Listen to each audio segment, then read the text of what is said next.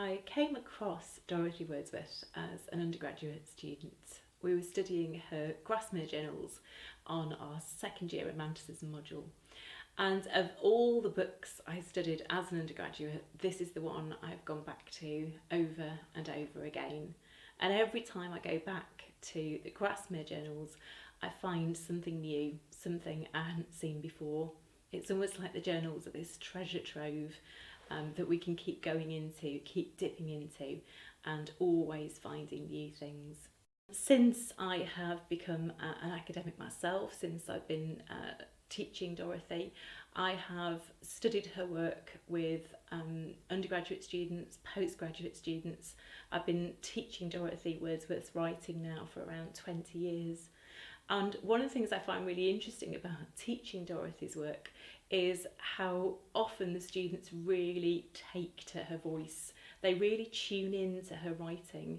And it's interesting that so many students choose to write about Dorothy when they come to do their main essays. They'll often pick her over and above the better known canonical male writers. There's something about Dorothy's writing and Dorothy's voice which calls to readers over different generations. I now teach Dorothy's journals on our MA in Literature, Romanticism in the Lake District, and one of the threads we explore on that MA is the influence of the Romantic era writers on our thinking now about the environment, our ecological perspectives on the world around us. And Dorothy is a really important figure in relation to that. If we go back to the people who knew Dorothy best, people like Samuel Taylor Coleridge, they talk about Dorothy's really unusual sensitivity to and awareness of the world around her. So Samuel Taylor Coleridge says of Dorothy that her eye was watchful in the minutest observations of nature. She really tuned in to everything she saw around her, and some of those ideas that she explored through those close experiences with the natural world would then inspire the poetry of her brother William Wordsworth, and also to some extent Samuel Taylor Coleridge himself. And in fact, her brother William Wordsworth very famously said of Dorothy, "She gave me eyes, she gave me ears." And he's really talking there about how this unusual perceptiveness on Dorothy's part to the natural world influenced his own thinking and shaped his own responses to nature in his poetry. It's perhaps no surprise that in the UNESCO nomination document, which identifies the Lake District as a cradle of ecological thinking, it also identifies Dorothy as a really important figure in shaping that pioneering ecological perspective. We can see these ideas coming through in Dorothy's own writing. This is a passage from the Grasmere journals from May 1802, and she's describing herself and her brother in the garden at Dove Cottage. A sweet morning. We have put the finishing stroke to our bower, and here we are sitting in the orchard. It is 1 o'clock. We are sitting upon a seat under the wall, which I found my brother building up when I came to him with his apple. It is a nice, cool, shady spot. The small birds are singing, lambs bleating, cuckoo calling. The thrush sings by fits. Thomas Ashburner's axe is going quietly, without passion, in the orchard.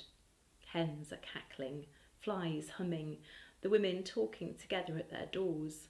Plum and pear trees are in blossom, apple trees greenish, the opposite woods green, the crows are cawing. We have heard ravens. The ash trees are in blossom, birds flying all about us. The stitchwort is coming out. The primroses are passing their prime. Celandine, violets and wood sorrel for evermore. Little geranium and pansies on the wall. It's a lovely passage in which we get this glimpse of their life together at that wonderful creative house and that life they shared. But crucially, we also see in that passage the environmental perspective that the UNESCO document has identified as being a really important part of Dorothy's contribution to Lake District literature. Because in that passage, Dorothy doesn't really distinguish between the various elements that make up the environment. She doesn't draw sharp distinctions between the human participants in the scene and the birds and the lambs and the flowers. All of those ingredients come together to make up what we would now call an ecosystem. So the human and the non-human elements are all working together at the same time in this harmonious way. It's really clear from both Dorothy and William's writing that they saw themselves as two halves of a creative partnership, with each sparking the other with ideas about what they were seeing, with each sharing what they'd encountered on their walks. And this creative partnership comes through very clearly when they're talking about their experiences in the natural world. Perhaps the most famous of these shared encounters is when they both came across a group of daffodils in Gowbarrow Park running down to the shores of Ullswater in April 1802.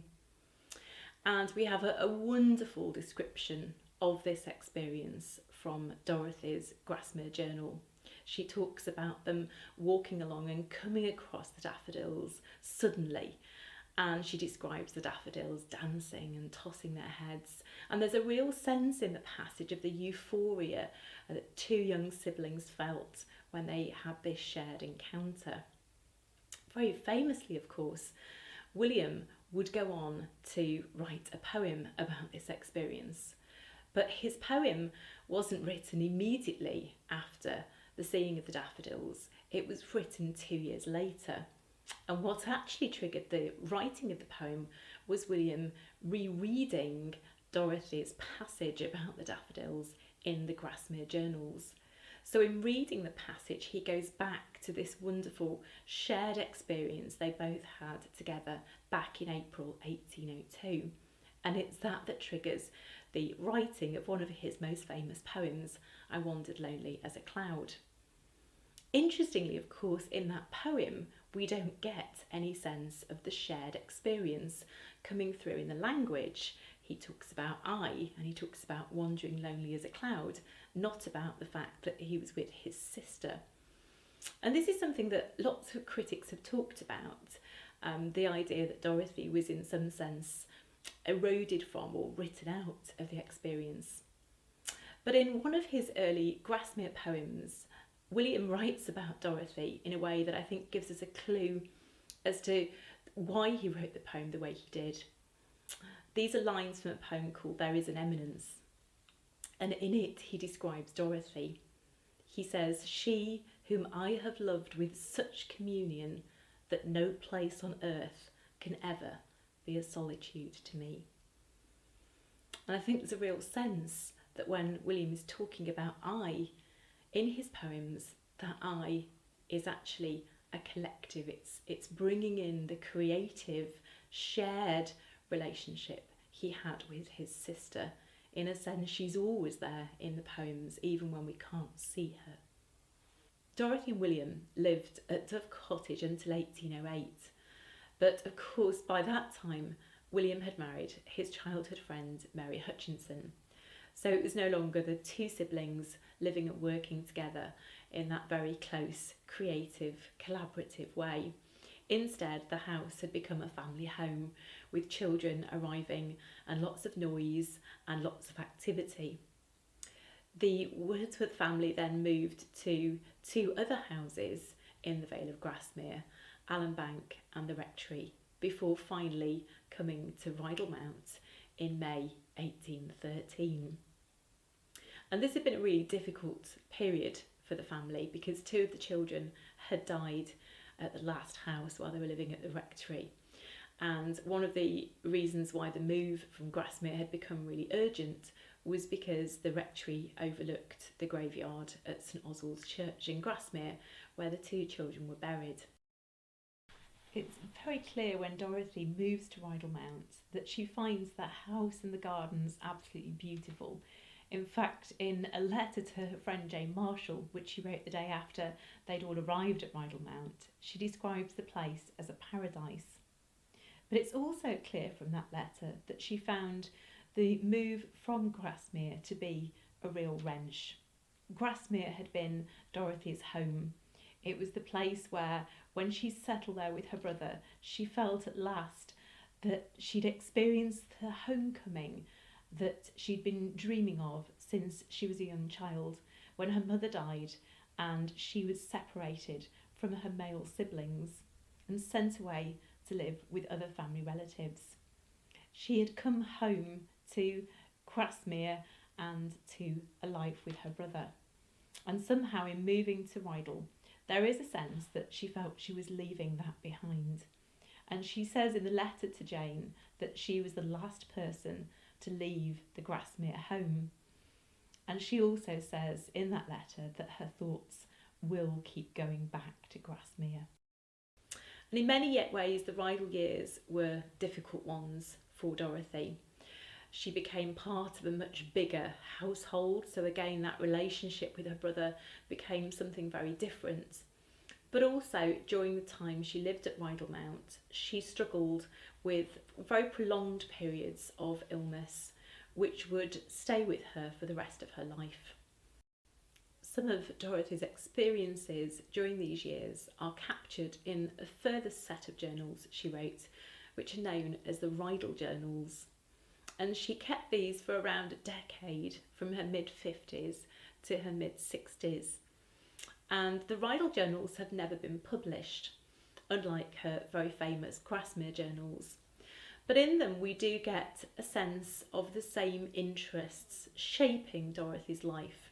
Her interest in the natural world, her interest in her brother's writing, and in the domestic concerns which made up a big part of her day-to-day experience. And in those Rydal Journals, we also begin to get a sense of the illness which would have such a detrimental effect on her later years. So from around 1830, Dorothy suffers from such prolonged periods of ill health that she would find herself bedridden, often for months at a time. And during her period of ill health, it's interesting that Dorothy turns to her own writing again, but particularly she turns to writing poetry. And during the period when she's bedridden, she writes a number of really beautiful poems that reflect not only on her illness, but also on the contrast she sees between this current self who is in bed, who is unable to go out into the natural world, and the self she remembers, this woman who used to walk the hills and who would always be outside in whatever weather, experiencing the natural world. And she mourns the loss of this woman, this self that she can no longer access except in memory.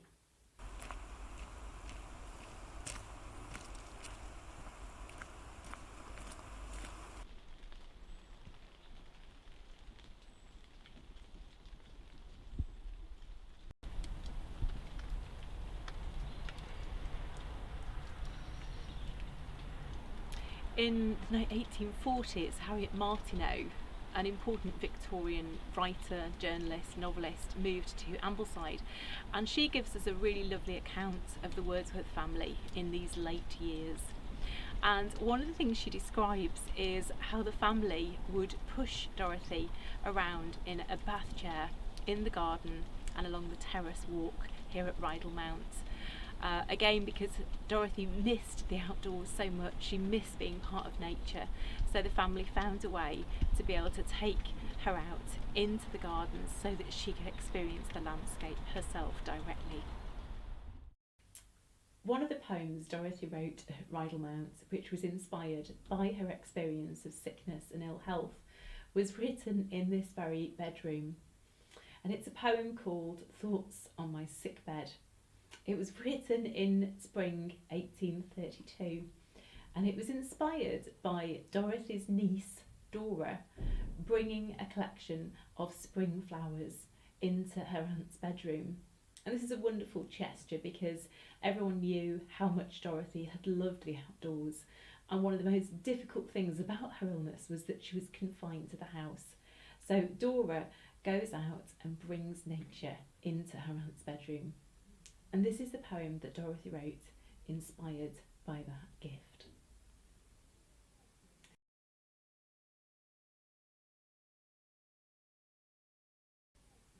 And has the remnant of my life been pilfered of this sunny spring, and have its own prelusive sounds touched in my heart no echoing string? Ah, say not so.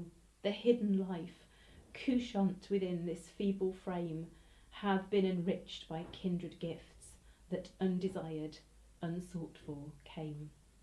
With joyful heart in youthful days, when fresh each season in its round, I welcomed the earlier celandine, glittering upon the mossy ground. With busy eyes I pierced the lane, in quest of known and unknown things, the primrose a lamp on its fortress rock, the silent butterfly spreading its wings. The violets betrayed by its noiseless breath, the daffodil dancing in the breeze, the carolling thrush on his naked perch, towering above the budding trees. Our cottage hearth no longer our home, companions of nature were we, the stirring, the still, the loquacious, the mute, to all we gave our sympathy. Yet never in those careless days, when springtime in rock, field or bower was but a fountain of earthly hope, a promise of fruits and the splendid flower. No, never then I felt a bliss that might with that compare, which piercing to my couch of rest came on the vernal air, when loving friends an offering brought, the first flowers of the year, culled from the precincts of our home, from nooks to memory dear. With some sad thoughts the work was done, unprompted and unbidden, but joy it brought to my hidden life, to consciousness no longer hidden.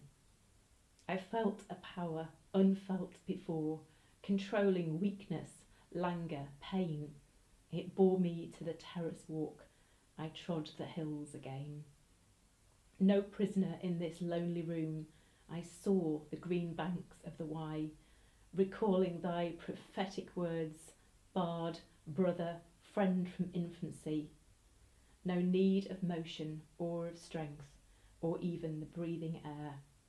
I thought of nature's loveliest scenes, and with memory I was there.